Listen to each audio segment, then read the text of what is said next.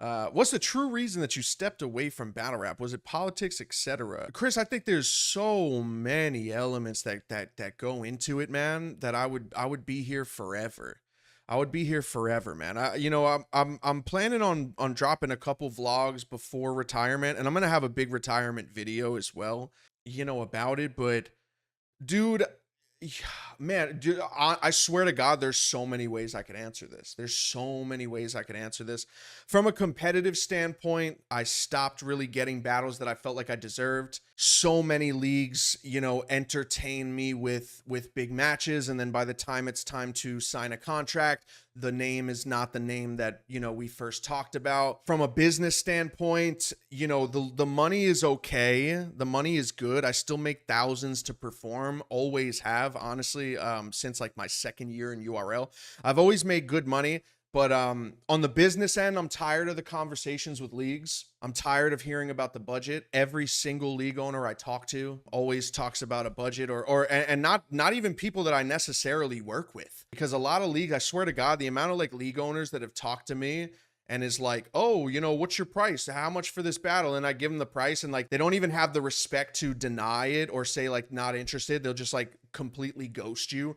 I'm tired of that. You know what I mean? From an artistic standpoint, it's a job now. When I think of preparing for a battle, I feel dread where I used to feel excitement. For me as a career, I've literally done everything. I've went through my unknown phase. I went through my first feeling of people that I don't know knowing me. I went through my rookie phase in URL. I went through my rise to stardom. I've gone viral 100 times. I've battled rookies. I've battled mid tiers. I've battled vets. I've won. I've lost.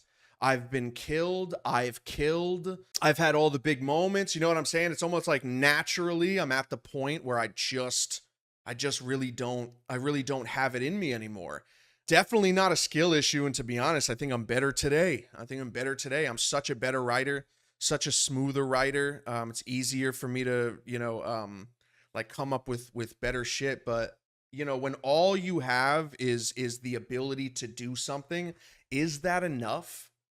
You know what I mean? Is that necessarily enough? Does that serve a purpose? And I see a lot of I'm hearing Av is retiring, I'm hearing Swamp is retiring, I'm hearing Tay-Rock's retiring, I'm hearing Geechee wants to retire, Rum Nitty, I don't know if I just said his name, and I'm not going to speak for them, but also like I want you guys to understand this because a lot of people just don't. And for some reason, it's funny because I'm the most transparent person in battle rap. I'm the most open book, yet I'm the most misunderstood.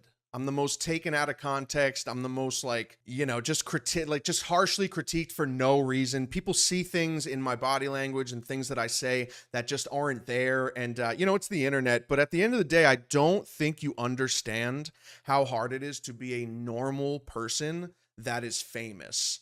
And, I almost cringe saying famous. Call me what you want. I'm known by hundreds of thousands of people. I go outside and I get recognized all the time. I have millions and millions of views online, and call it whatever you want. Public figure, entertainer, famous battle rapper. Obviously, there's plenty of levels to fame, but it does not equal fortune. And that's a very hard thing to deal with. It is very hard for me. It is very hard to be, having many of my times in my career being check to check. Struggling to pay bills, struggling to do certain things. And obviously that's more of a personal thing for me. And I'm okay now. Like I'm doing good. And guys, cross your fingers. I might get a job as a technician. I might find out in a couple of weeks. And if not, and if so, that's a huge thing for me and my family. So I'm praying for that. But it's very hard to do this. It's very hard to do this. I am a normal person. I am no different than you. I am no better than you. My skill just happens to involve a camera and you guys knowing who I am. Other than that, this does not, park a Maserati in my driveway. This does not give me a mansion. And for battlers, and especially for me, that is eating away at me, man. You know, I'm tired of living two lives. I am a normal fucking person. I am Michael Polisi long before I am Mike P. And that's another thing. I've completely lost myself in this game. I've lost myself as a person. You know, I hate to get deep, but you know, you're asking me, and let's get deep, baby. I quit social media this year, you know, to aid in that. That's also definitely one of the reasons why I want to get out of here. I want to be normal again, you know, and I am normal. Let me reiterate. I want to stop pretending that I'm not. You know what I'm saying?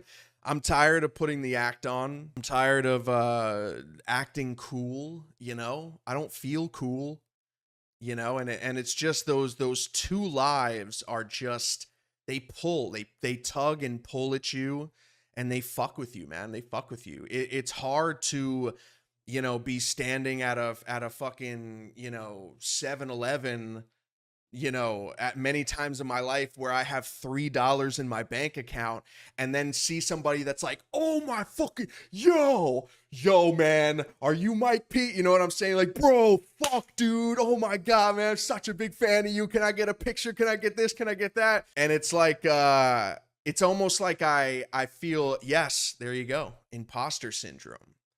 I don't feel like that person. You know, I don't feel like that person. You know, I've been recognized at my job, you know, lately after caffeine. You know, I had to struggle to get a job, and I got like a little, you know, a normal, decent paying job right now.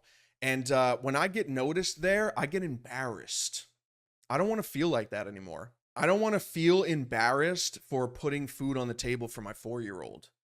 You know what I mean? And that's what I feel. That's what I feel. And literally, like, I have like prefaced conversations with fans that have, like, dude, I've seen like 2 people came, like I've seen like groups of 4 people that are like, see me at my job, and they're all talking to me, and it's almost like I preface it. I've said it like before, and I'm like, yeah, I know. I bet you're like, why is Mike P here? And people are like, nah, man, what the fuck? I put food on the table. You got to do what you got to do. You got to do what you got to do to make money. It is what it is. Life is life. Situations are situations. I should not be embarrassed. You know what I mean? That's one of the bigger reasons, man. And that's over the course of years, Chris. That's over the course of years. You know, I think obviously people would probably, if they were a betting man, they would point to the UM2 and the Ryder battle and be like, oh, that's where I lost love. No, to be honest, the only situation out of that bothered me was how much it looked like, you know, so many people were waiting to have a reason to destroy me, you know. And I just I saw a lot of fake people during that situation, and I saw a lot of, I never thought that I would see so many people so happy to destroy me over something I didn't even do. And, you know, for that, the perception of me ever since has kind of been in the dirt on the internet. I've said this before, and I'll say it again. I've been doing this for 13 years. I've never seen a single person in person that has hated on me. I've never met anybody face to face that has said anything negative to me, that has ever made fun of me, that has ever clowned me, that has ever trolled me, that has ever, you know, I've gotten heckled in battles before. Everybody does. That's just the game. But I never really got over that. I never got over that situation, you know. And again, man, open book, yet so misunderstood by so many people in this game. And I hope when I retire, you could look back on my career and like, stop mistaking my stoicism for, you know, my stomach dropping. You know, stop mistaking my passion for emotions. You know what I mean? I'm a very emotional person, but the ways that make me a man, the ways that make me a human being. You know, all these people, bro, if you guys think about this, man, think about this, right? I don't ever talk about the Ryder situation. I don't ever talk about my opponent's material that I've heard for the last 5 years. I don't ever blog on it. I don't ever tweet about it. I don't ever speak on it in outside of the way that I'm speaking on it right now.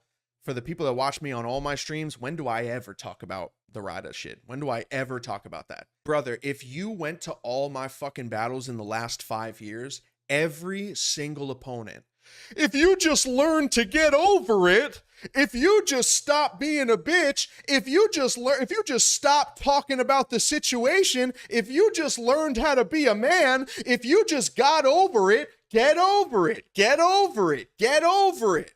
I think you guys need to stop talking about it. I think you guys need to get over it. I don't fucking talk about it. Nobody talks about it here. Nobody cares. Nobody gives a fuck.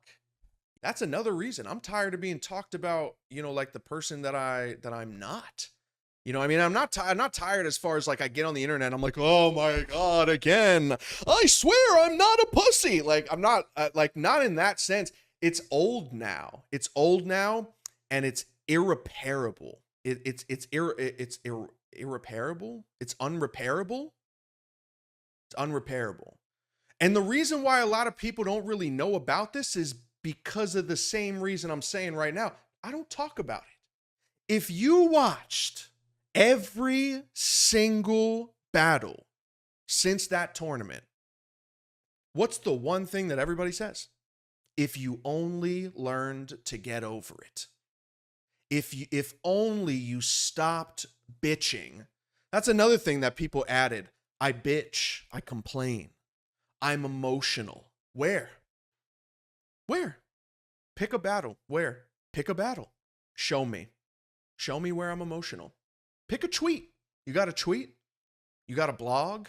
You got a video? Besides that one caffeine blog I did 5 years ago, literally days after the situation, where I just didn't understand how to deal with something like that as a public figure. Where do I talk about it? Where? Point it out. Yet every single fucking battler, bro. Every single battler. If you just learn, and everyone's like, facts. Facts, man. Mike gotta stop talking about this situation. Dude, if only Mike just stopped being a bitch about this. Brother, I say nothing about this. Nothing. Absolutely nothing. Perception, reputation destroyed at the hands of the internet and their own narratives and all of that. You know what I'm saying? I think the consensus for the Ryder shit was because they was comparing how you went in on Danny, so they looked at it like it was fair game. Yeah, Chris, it is fair game. It is fair game. I have no problem with what Ryder did. Again, a lot of people just don't understand this for the same reason that people hilariously use it against me, right? If I only stopped talking about it, if I only stopped talking about it, yet you don't even really know the story because I don't talk about it. It was fair game. I had no issue with what Ryder did, literally. Was I mad that day? 100%. Was I a little emotional like 3 days after it when literally thousands of people were attacking me and DMing my wife and DMing, you know what I'm saying? Making fun of my newborn, you know what I'm saying? Like doing like crazy shit. Yeah, absolutely. But it was fair game. One of the things that you don't understand about the Danny situation, right? This is another thing. And let's get rid of some narratives real quick. Now that we're here, let me keep destroying these narratives that people paint against me that keeps people from respecting me. Honestly, there's so many people that look at like being a fan of me as like going against the grain. It's fucking weird. I'm a normal person. I'm pretty cool, actually, if you met me. The entire second round for Danny Myers is literally me saying, you need to be a better husband. The entire second round is, you said this about your wife versus Hollow the Don, right? I didn't bring it up. I didn't dig dirt.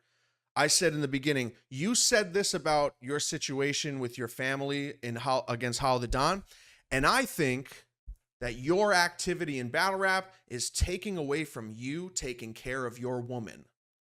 Now, how fucking backwards is that compared to the narrative that you usually hear? Why do you think I want that round out so bad? Why do you think I want that round out that badly? There are people out here that use that as like, oh, karma, yeah, that's what happens when you disrespected Danny's wife. The only time you could consider me disrespecting her was the bar god, where I was kind of taking subtle jabs at the addiction. The heroin with the hard nod. Is she, you know, or is she reach a higher level with pills? Is she a bar god? That's it. 2 lines. The rest of the round is literally, I think you need to be better to her, you know? And this is, and I don't talk about this. I don't talk about this.